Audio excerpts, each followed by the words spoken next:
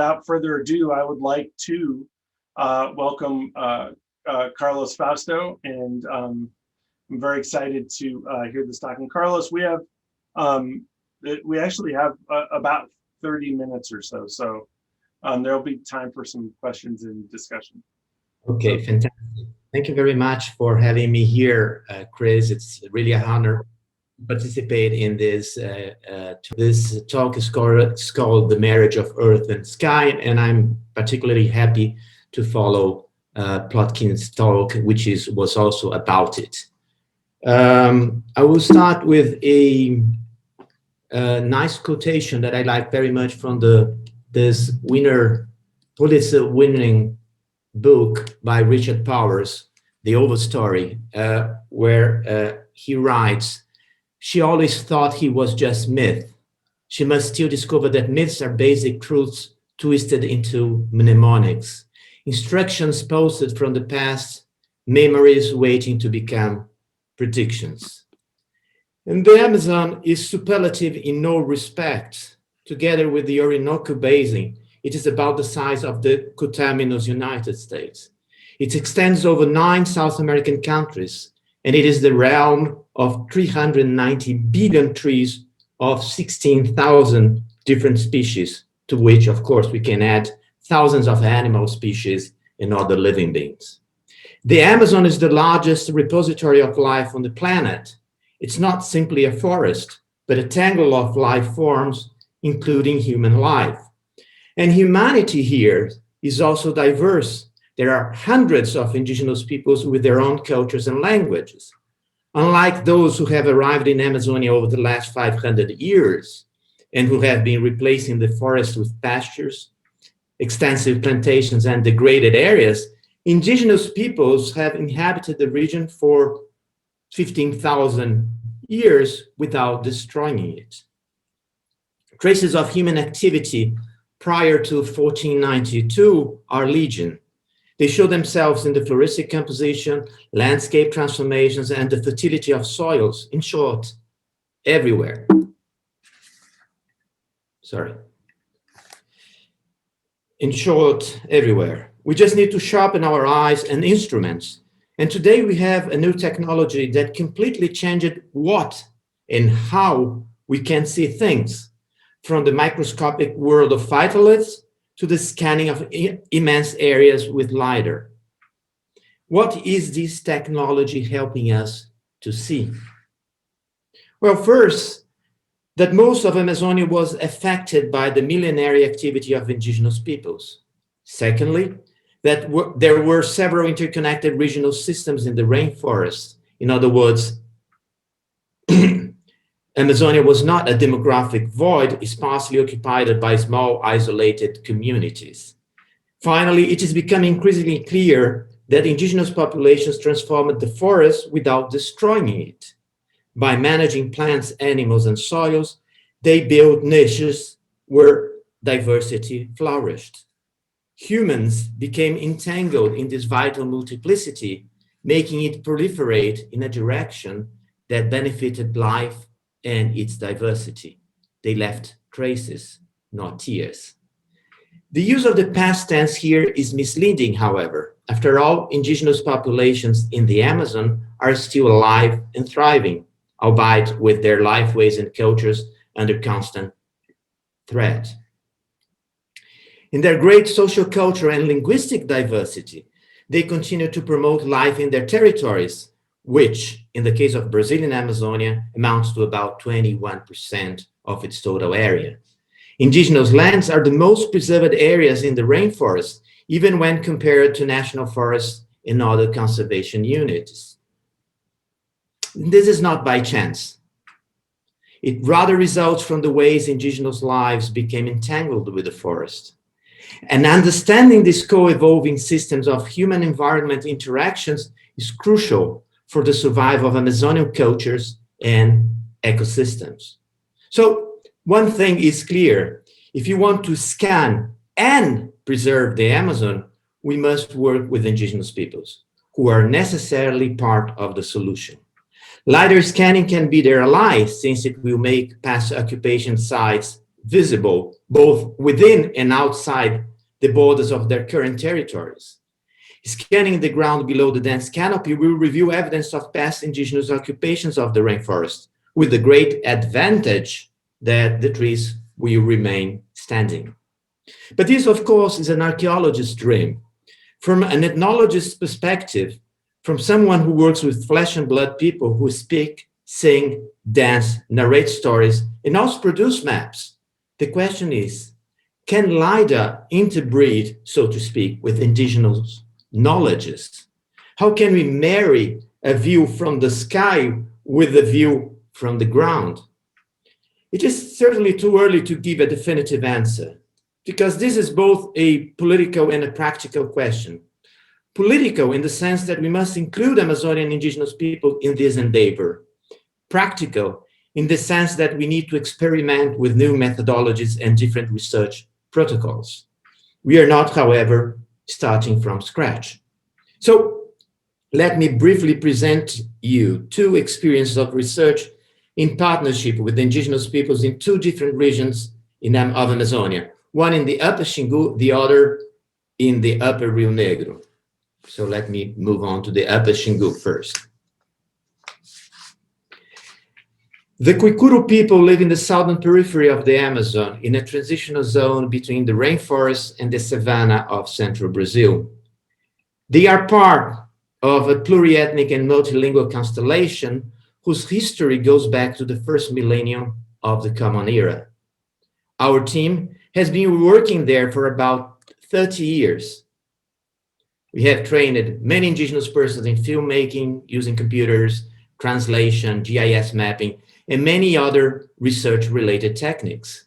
More recently, under the leadership of Michael Heckenberger, we created the Amazon Hopes Collective in order to confront the fires that are really getting out of control in the region. Our initiative combines satellite imagery with real-time data collection on the ground by our indigenous partners. The idea is that they will transmit qualified information about fire outbreaks so that the indigenous fire brigades can better coordinate their operations. However, we had to put this project on hold during the pandemic, as you can imagine. We turned all of the training into a tool for mapping people's movement in and out of the villages. Together with other initiatives, hiring a medical team, providing the village infirmary with oxygen and medicines, buying a car for transportation, we achieved 0 deaths from COVID-19 in a total population of about 800 people. Success was due to the close partnership with Kuikuru people. And we can do the same with LiDAR, provided we involve local people in all stages of the process. The Kuikuru have been closely involved in the mapping of archaeological sites in their territory. LiDAR scanning would amplify the possibilities for this task, permitting us to cast a larger net and catch more fish.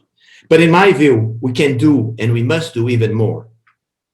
We can work with different ways of mapping the territory, making them cross-fertilize each other.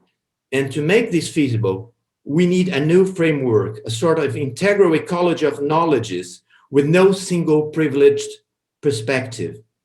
And the first step to achieve this goal is to look carefully at indigenous cartographies. So let me give you a concrete example. In 2018, together with Chief Afukaka, we decided to map the largest lake that exists in the region, known in the literature as Tafununu. For the Kuikuru, the lake is not a single entity, but is divided into 5 different lakes, each with a different name, as you can see in this slide.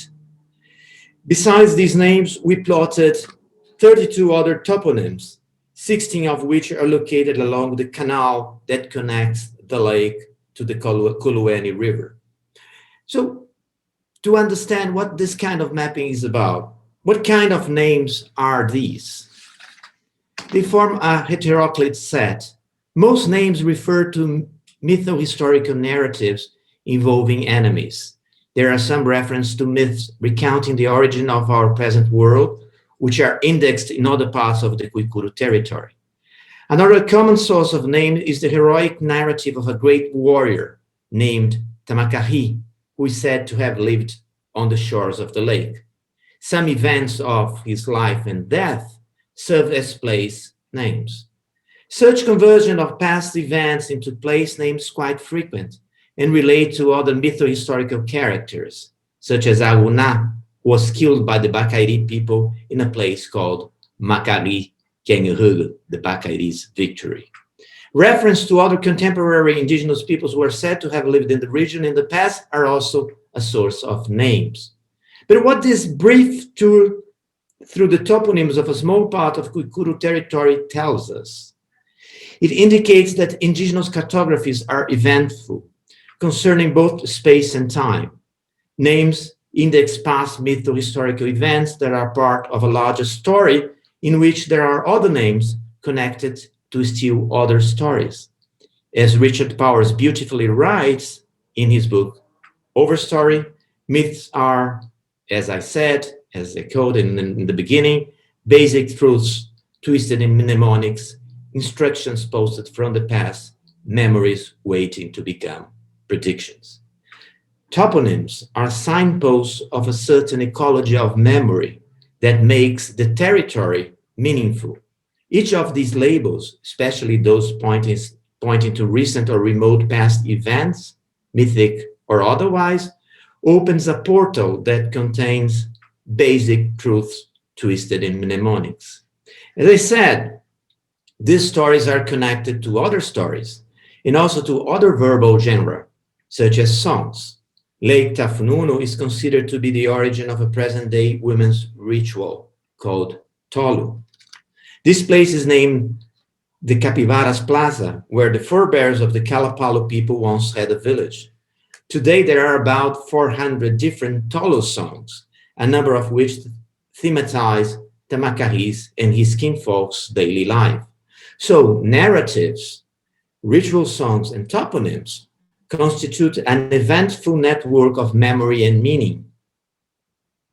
When an adult Kuikuru person scans her whereabouts in her daily activities, what she sees are the footprints of mythical personas, spirits, enemies, and their forebears, who are the very territory, and not a mere representation of it. So let me pass now to the second example concerning the Upper Rio Negro region. Now, we move northwards in the Amazon. The Upper Rio Negro region is located in the very heart of the Amazonian rainforest, in an area drained by a blackwater river which runs from the border of Brazil with Colombia and Venezuela to the Amazon River.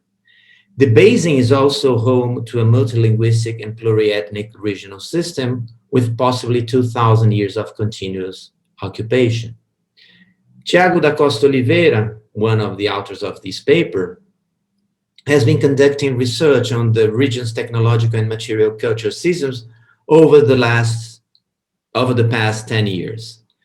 He works in close collaboration with the Baniwa and Arawak speaking people who write history onto their landscapes, as do other peoples of the Rio Negro region.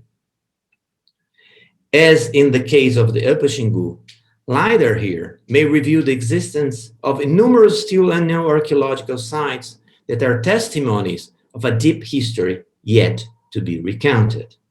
Making this visible is critical not only for understanding Amazonia in the past, but also to protect indigenous territories in the present, and develop preservation strategies for the future.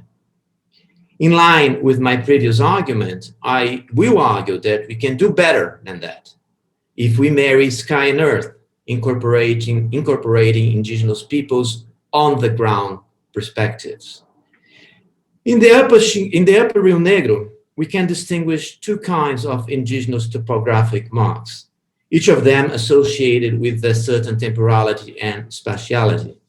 On the one hand, we have topographies of sacred places encoded in mythical and ritual knowledge. On the other, we have topographies of historical dwelling sites connected to the presence of archaeological remains and encoded in genealogical knowledge, the landscape, and in oral history. So let us start with the network of sacred places, which are remindful of what Marisol de la Cadena named earth beings in the Andes. In the upper Rio Negro, these earth beings are of two kinds. Firstly, there are rocks who are petrified mythical personas whose stories are recounted in eventful specialized narratives. Some of these rocks, called Amaronai by the Baniwa, are engraved with petroglyphs, providing further graphic images for a set of stories that narrate the origin of the world. The second kind of earth beings are the house animals and the house of fishes, which concentrate their power of fertility, often associated with some magnified figure such as the master of the game. To have a fish or animal house in one's territory implies potential bountifulness, but also danger, since animals and fishes may harm humans who inadvertently enter into their domains and put their houses at risk. So, knowing well where the houses are and how to respect their owners is crucial for the well being of humans. Rocks and houses are often linked to ancient ritual sites and to also migration histories, which bring us to the second kind of toponyms, historical dwelling sites. As mentioned before, these places are indexed by genealogy, narratives, landscape features, and archaeological remains. Furthermore, it's possible to trace the network of historical places through oral history. In contrast to other parts of Amazonia, genealogical memory in the Upper Rio Negro reaches back up to 7 generations. The historical sites that fall within the span of a genealogical memory are by no means disconnected from the network of sacred places and animals' houses. Together, they form the sort of ecology of memory that enlivens the landscape and gives meaning to it. Such memory is activated every time indigenous people navigate these waters, meet the earth beings, and transform them again into words by retelling old and new stories.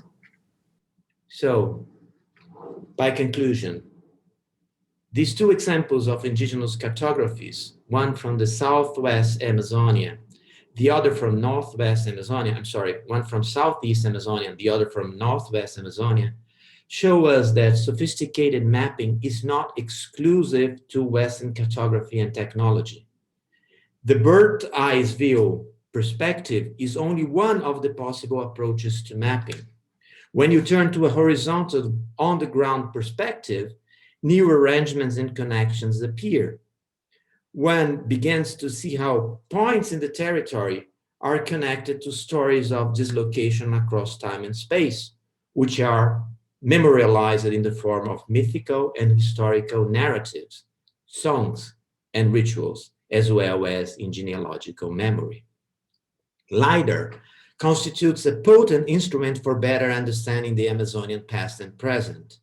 It makes visible what is still invisible, at least to our untrained eyes.